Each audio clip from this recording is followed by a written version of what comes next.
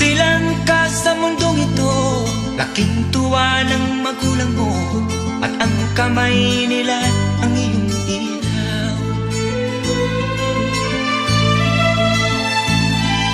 At ang nanay at tatay mo'y di malaman ang gagawin, minamasdan pati pagtulog mo.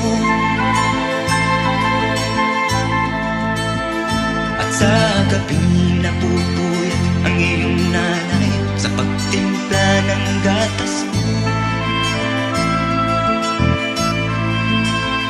At sa umaga na may kalong ka ng iyong amang tuwang-tuwa sa'yo.